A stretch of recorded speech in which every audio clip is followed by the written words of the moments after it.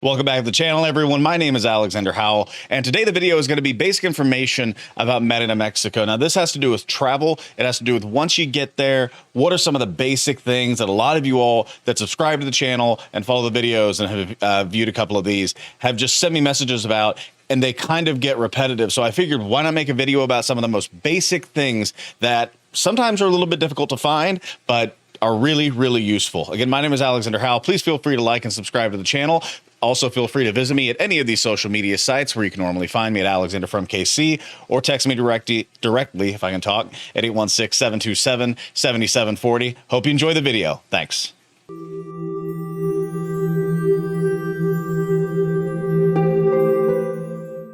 So no matter what flight you come in on, whether it's United or American or any of the other plethora that travel from the US, travel from Canada to Mexico, the first thing that I hear a lot about is, how do I get to where I'm going? Now, there are obviously taxi services, and actually directly across the Merida airport, they just kind of line up. There's a bunch of facilities right there between rental cars and the like. But a question that most people don't really think about is, I always bring up that there is Uber. Now, it's a little bit different. I would say that because of the way that the city is set up, during the day, you're much more likely to find somebody to bring you back and forth to different places. But we normally just grab a taxi. But during the day, once you actually get either to your hotel or your Airbnb, or if you're staying with a friend, what we have done is just utilized Uber to pretty much get within the city. And the city of Merida is a large city, almost 1 million people. And it's it's easy to navigate because if you look at the grid pattern system, the odd numbered streets, calles, they run north to south, or actually they run east to west. So the further north you get, the lower your number, further south, higher the number. And then the other side, the even numbers, are the streets that run north to south. So it's a pretty easy grid pattern system to find, but if you're somebody that's new and just wants to get to a certain area as quickly as possible, Uber exists. We've used it all the time, and it's actually very inexpensive there. Now, I said utilize Uber within the city of Merida. One thing that is kind of looked down upon there is taking an Uber from Merida to Progreso, which is the main beach community that is just north of Merida, Mexico. Once you're on the edge of the city, normally it takes about 20-25 minutes to get up there through a very nice highway system, and then you're in Progreso. The problem is Uber is not utilized as much in Progreso. So if you take a drive up there in Uber, a lot of times they're not going to be able to find anybody to bring them back down to Merida, so they just have to travel back. So it's not really looked upon as a positive thing. The great thing, though, is there is a really inexpensive alternative. At last look, it was about 21 pesos each way per person. So 21 pesos is not much. You're on a bus. They end up running between every 10 or 20 minutes, and they just go back and forth from Progreso to Merida all day. I believe they start at 5 a.m. Look this up, but they start at 5 a.m., and I believe they run until 10 p.m. So you can have a really nice day-long trip. Others will be with you, but it's a quick 40-minute trip up to Progreso from Merida and on the way back as well. And this is found on calle 62 between calle 65 and 67. And actually, it's like a 5-minute walk from Plaza Grande, which is one of the largest tourist destinations in Merida. So easy to find, easy to take, very inexpensive, and you save an Uber driver the frustration of not really being able to utilize their services when you take them up. So positive on all sides, and that is called Auto Progreso. Now, if you want a car of your own, you're planning on doing some excursions, you don't want to go with a tour bus or anything like that, and it's just you, then there is a place that I have recommended to several people, and that is to use the services of David Rivero Sobranas. And his website is yucatantoursandtravels.com, and my editor will hopefully put something right here, yucatantoursandtravels.com. The insurance for your car is a little bit difficult down there, and not to go through all of it because this is just some basic information, but to put it simply, like, the insurance that you have up here will not necessarily work down there, which makes sense, country to country. But the other side of that is you also need a certain type of insurance, and a lot of companies will advertise these very cheap rates per day per car, and then you'll notice others jump up significantly, and I'm talking $30 a day to $300, and part of that is because they have to utilize this insurance. What David has been able to do with yucatantoursandtravels.com is they have a car rental service through a company called Sixt, S-I-X-T. They are, again, right next to the airport. Now, when we went there the first time, and I've said this to many people, it took us a long time on a late flight to get the cars ready to go, paperwork done and everything. It was a little frustrating, but it was a very good process. We were very proud, or very happy, I should say. We were very happy to have found this guy's service because he took care of everything from point A to point B. Since we have gone through that experience, David seems to have a really nice streamlined process, and somebody that went down there in late December that utilized their car service actually ended up saying that it was a breeze, was the easiest thing in the world. They went in, met him in the parking lot, boom, boom, boom, done. Now, I can't promise that that's going to be like that with everybody, but in their case, they got into town a little bit earlier than we did, and the process was much smoother. So I would absolutely recommend David with YucatanToursAndTravels.com. Now, if you're already down there and you're trying to figure out where to stay, it might be a little too late, but there are a lot of different options. And if you just look up all the different types of hotels on TripAdvisor or just on a Google search, you're going to find a lot of different options. But the places that I would absolutely recommend are these. And the reason that I say this is because they're two very different types of place, very nice for their own reasons. Now, a typical hotel stay ends up being a little bit more expensive. You can get a lot more place with something like Airbnb, which we will talk about in a second. But if you just need a hotel for the sake of a hotel, the last time we went down was to go see our architect in December for the house that we're renovating. And we just needed a place. We didn't reserve it too late, but it was just one of those things where it was like, screw it, we just need a hotel. And so we utilized the Hyatt Regency, which we had used in our previous trip just as the last night stay at a place in Merida, and it ended up working out perfect. It's a beautiful, clean hotel right in the middle, right about a block away from Paseo de Mateo, which is one of the main roads down there. It works incredibly well. That being said, it's still a hotel. You're getting a hotel room as you would expect, and it's a little expensive compared to what you can get elsewhere. But that being said, there is something nice about just knowing what you're going to get, getting a nice view, getting a nice room, and not even thinking anything else of it. Now, the other place, I've got to tell you, I've never stayed here, but my parents did, and they expect a lot. They've traveled a lot, and so when they go to a place, they expect to have a certain level of service. It's just what they do. It's what they've had in the past. And they were absolutely appreciative, amazed, all of the positive words that you could possibly put down with El Palacito Secreto. And this is a small, like, boutique hotel. They don't have TVs on the walls or anything. You're using your own screens, but it is an absolutely palatial, beautiful place. So look it up, El Palacito Secreto.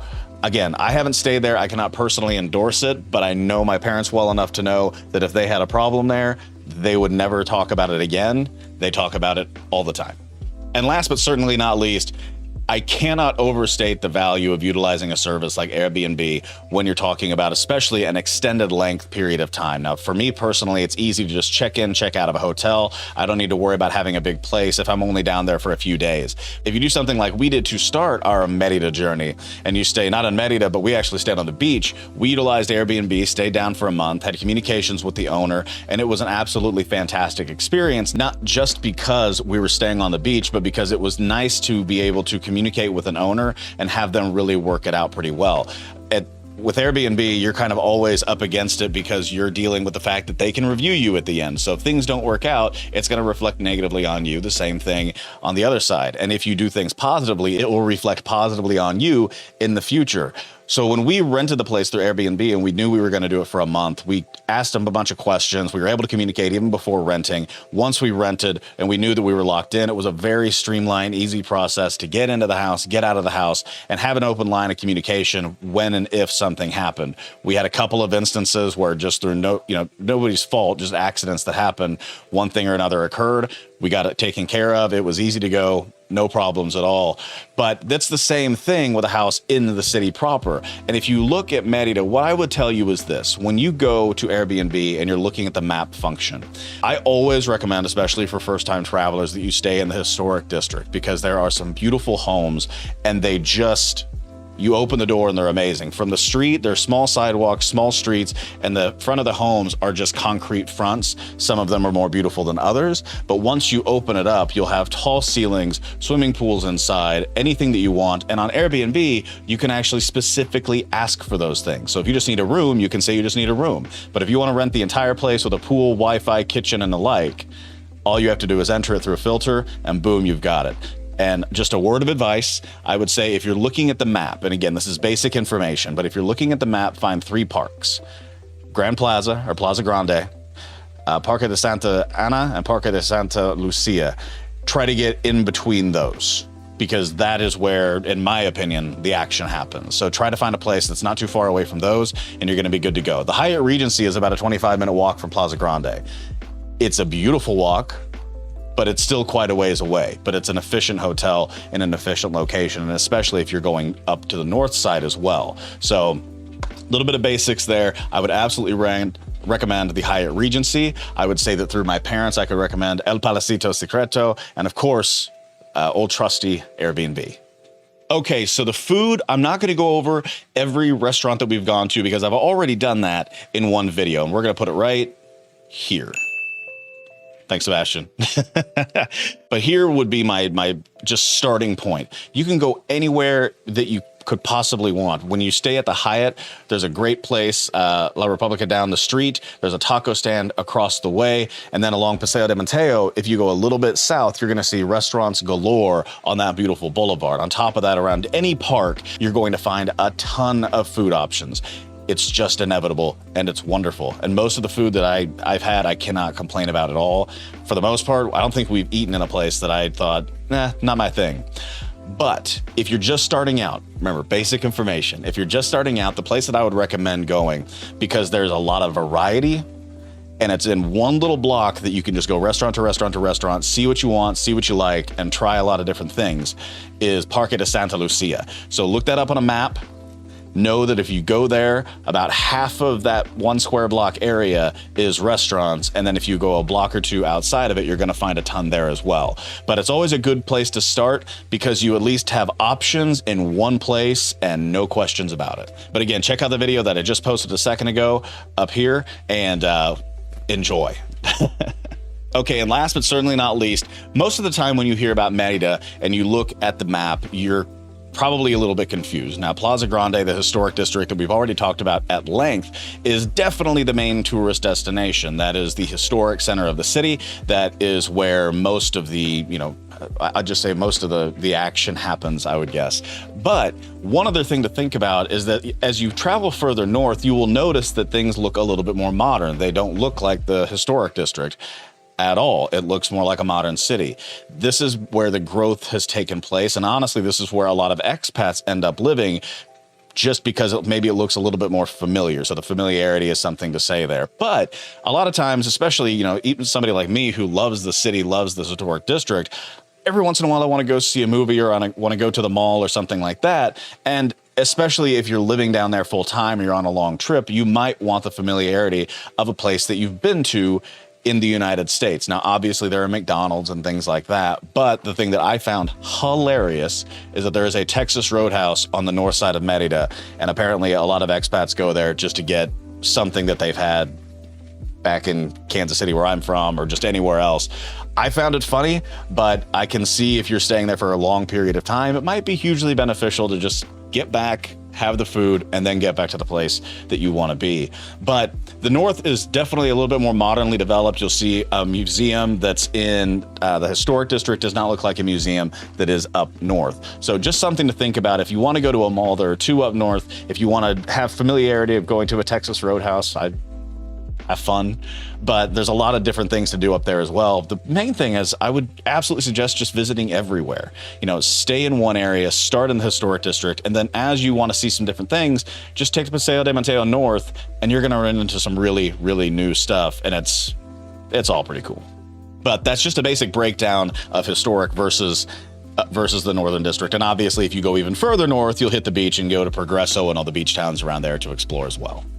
All right, guys, that's going to wrap it up. The whole point of this video was to get basic questions that I get from you guys, whether it's via email, whether it's via the Contact Us page on my website, or questions on social media, comments down below, anything like that.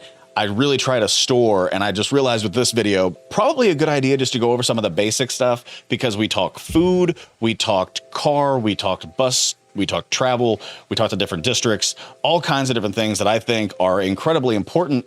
And a lot of times you're going to take this information and you're going to do your own thing, but it's nice to have a place to start with somebody who's been there before. So again, my name is Alexander Howell. If you enjoyed the video, please feel free to like and subscribe to the channel and hit the little notification bell. That way you'll know anytime that I go live streaming. I'm going to start doing that about once a week and then see if we can kind of work out from there. And the reason I want to do that is have a couple of hours on here where you guys can answer or can ask any questions that you might have, and you'll get the answer live and I guess not in person, but at least via video.